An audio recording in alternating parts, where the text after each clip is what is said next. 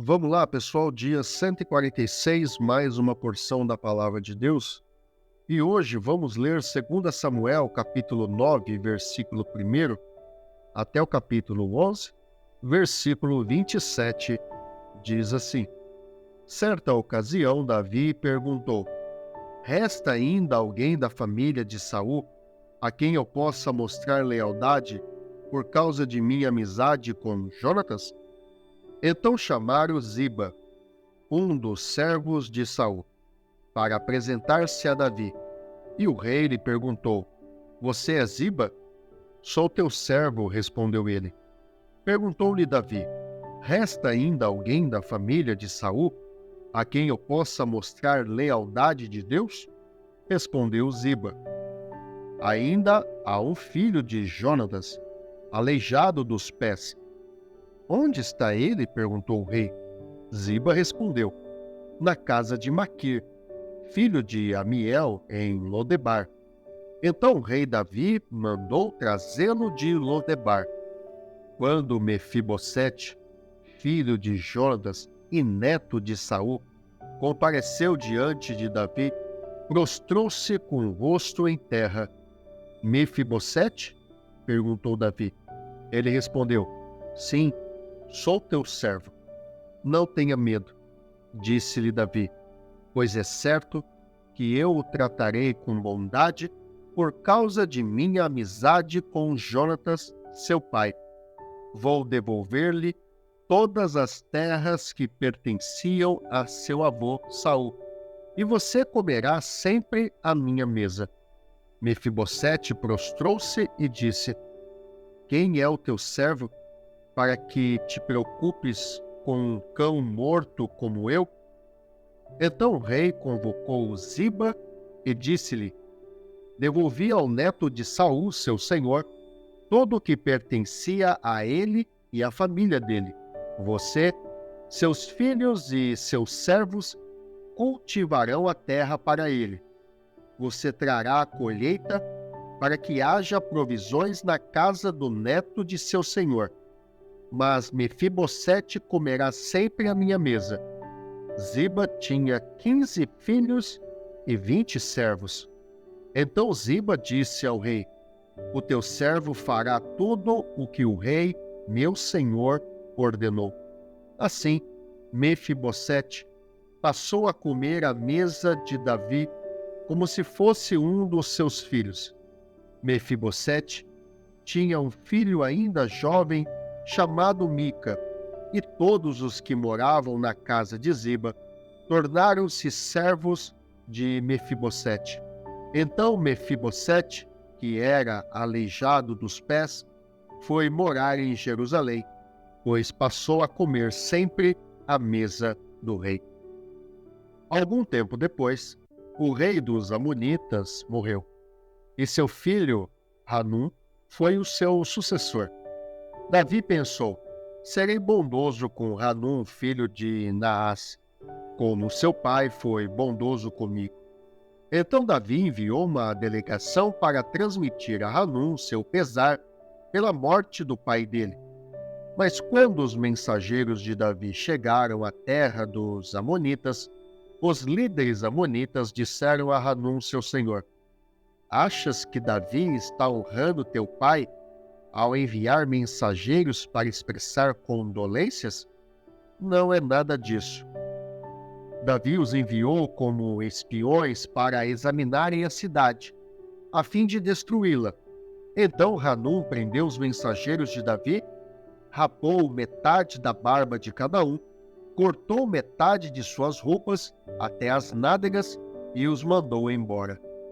Quando Davi soube disso, enviou mensageiros ao encontro deles, pois haviam sido profundamente humilhados, e lhes mandou dizer: Fiquem em Jericó até que a barba cresça, então voltem para casa.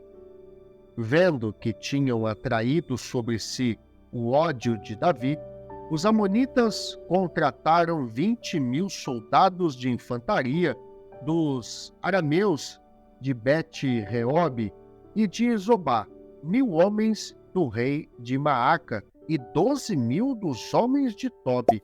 Ao saber disso, Davi ordenou a Joabe que marchasse com todo o exército.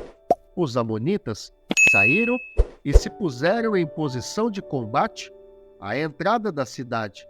E os arameus de Zobá e de Reobe e os homens de Tobi e de Maaca posicionaram-se em campo aberto.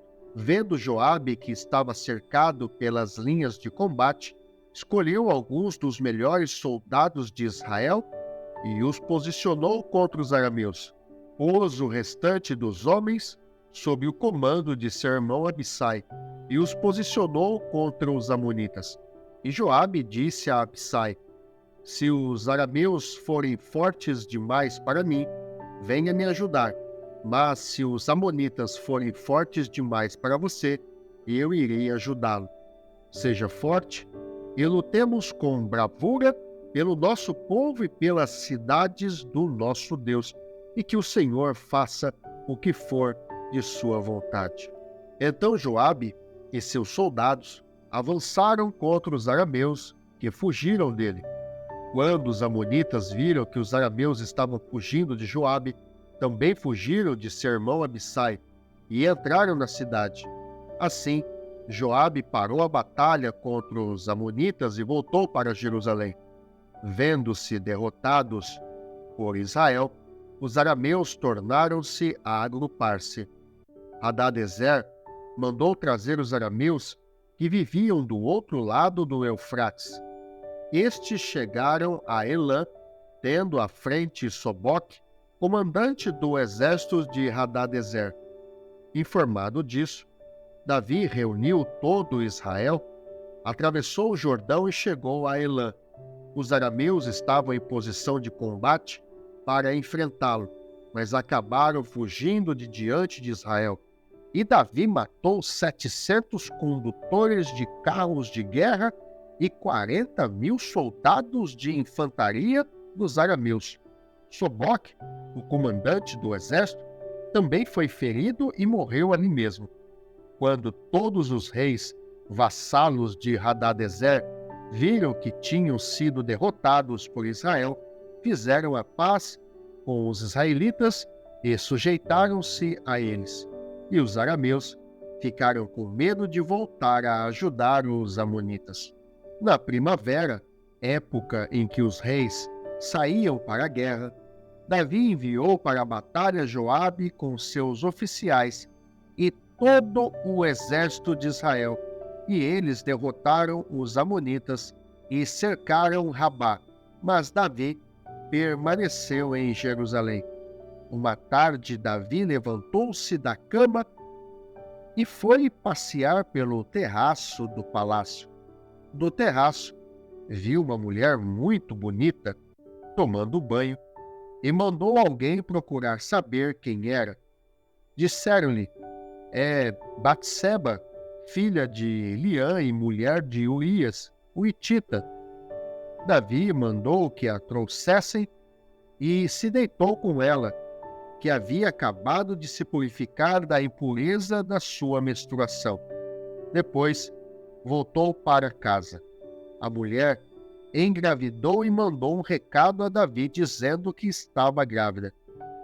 Em face disso, Davi mandou esta mensagem a Joabe: envie-me Urias o hitita. E Joabe o enviou. Quando Urias chegou, Davi perguntou-lhe como estava Joabe e os soldados e como estava indo a guerra. Ele disse: vá descansar um pouco em sua casa. Urias saiu do palácio e logo lhe foi mandado um presente da parte do rei. Mas Urias dormiu na entrada do palácio, onde dormiam os guardas de seu senhor, e não foi para casa. Quando informaram a Davi que Urias não tinha ido para casa, ele lhe perguntou: depois da viagem que você fez, por que não foi para casa?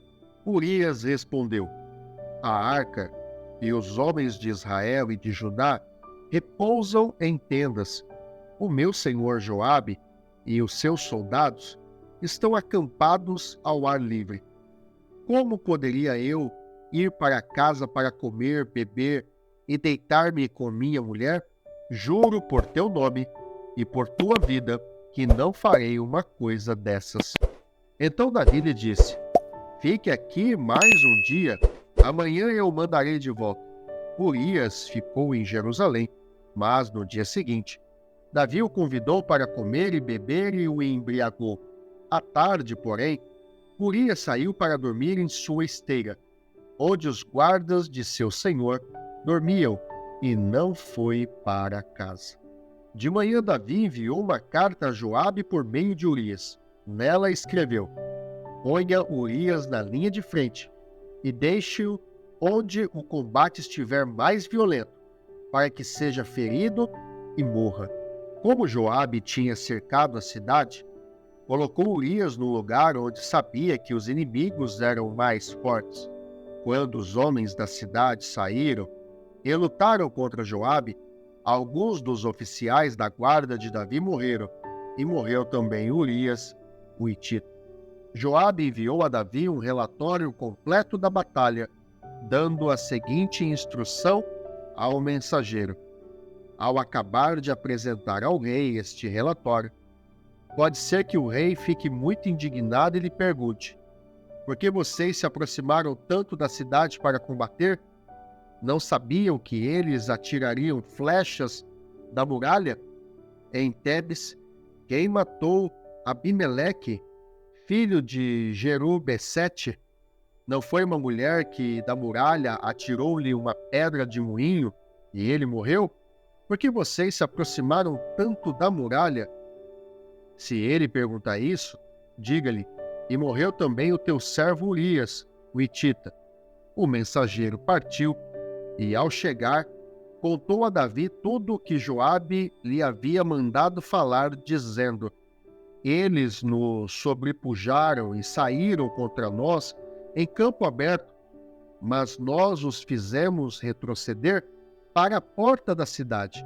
Então os flecheiros atiraram do alto da muralha contra os teus servos e mataram alguns deles. E morreu também o teu servo Urias, o hitita. Davi mandou o mensageiro dizer a Joabe: não fique preocupado com isso, pois a espada não escolhe a quem devorar. Reforce o ataque à cidade até destruí-la.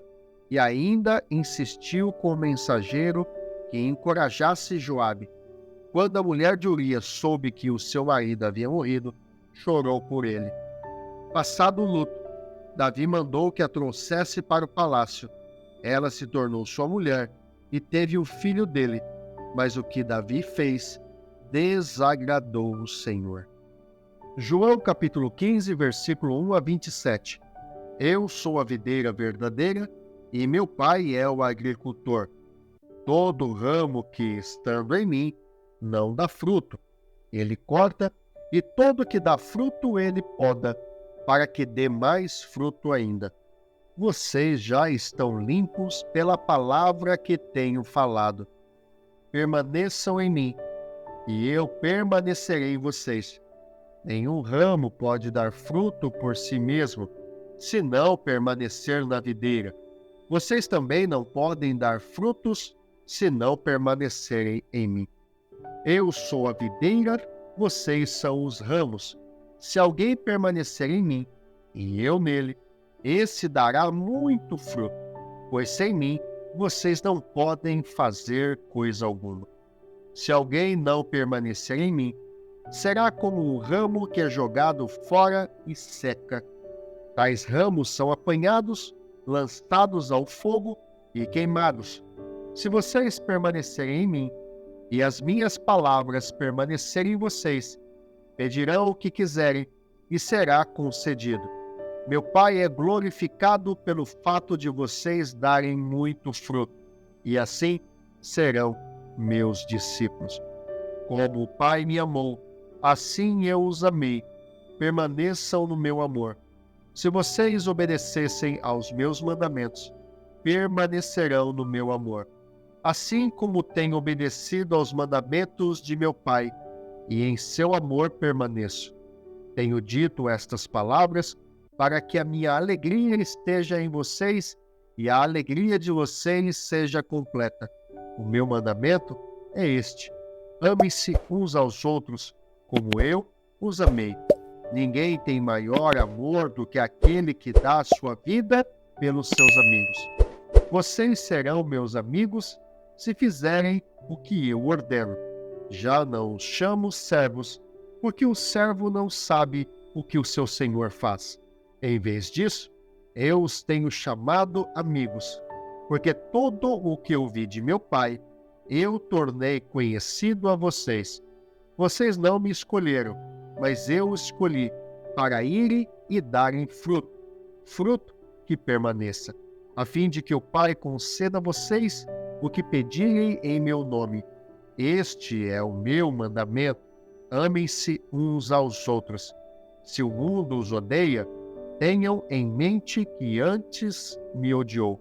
Se vocês pertencessem ao mundo, eles os amaria como se fossem dele. Todavia, vocês não são do mundo, mas eu os escolhi, tirando-os do mundo, por isso o mundo os odeia. Lembre-se das palavras que eu disse: nenhum escravo é maior do que o seu senhor. Se me perseguiram, também perseguirão vocês. Se obedecerem a minha palavra, também obedecerão a de vocês. Tratarão assim vocês por causa do meu nome, pois não conhecem aquele que me enviou. Se eu não tivesse vindo e falado a vocês, não seriam culpados de pecado. Agora, contudo, eles não têm desculpa para o seu pecado. Aquele que me odeia, também odeia o meu Pai. Se eu não tivesse realizado no meio deles obras que ninguém mais fez, eles não seriam culpados de pecado. Mas agora eles a viram e odiaram a mim e a meu Pai. Mas isto aconteceu para se cumprir o que está escrito na lei deles: odiarão-me sem razão. Quando vier o conselheiro, que eu enviarei a vocês da parte do Pai, o Espírito da verdade, que provém do Pai, ele testemunhará a meu respeito. E vocês também testemunharão, pois estão comigo desde o princípio. Salmo 119, versículo 49 a 64. Lembra-te da tua palavra ao teu servo, pela qual me deste esperança. Este é o meu consolo no meu sofrimento. A tua promessa dá-me vida. Os arrogantes zombam de mim o tempo todo, mas eu não me desvio da tua lei. Lembro-me, Senhor, das tuas ordenanças do passado e nelas acho consolo. Fui tomado de ira tremenda por causa dos ímpios que rejeitaram a tua lei. Os teus decretos são o tema da minha canção em minha peregrinação. De noite lembro-me do teu nome, Senhor. Vou obedecer a tua lei. Esta tem sido a minha prática, obedecer aos teus preceitos. Tu és a minha herança, Senhor. Prometi obedecer às tuas palavras. De todo o coração, suplico a tua graça. Tem misericórdia de mim, conforme a tua promessa. Refleti em meus caminhos e voltei os meus passos para os teus testemunhos. Eu me apressarei e não hesitarei em obedecer aos teus mandamentos. Embora as cordas dos ímpios queiram prender-me, eu não me esqueço da tua lei. À meia-noite, me levanto para dar-te graças pelas tuas justas ordenanças. Sou amigo de todos os que te temem e obedecem aos teus preceitos. A terra está cheia do teu amor, Senhor. Ensina-me os teus decretos. Provérbios capítulo 16, versículo 1 a 3. Ao homem pertencem os planos do coração, mas do Senhor vem a resposta da língua. Todos os caminhos do homem lhe parecem puros, mas o Senhor avalia o espírito. Consagre ao Senhor tudo o que você faz, e os seus planos serão bem-sucedidos. Louvado seja Deus! E esse foi o dia 146 da porção da palavra de Deus.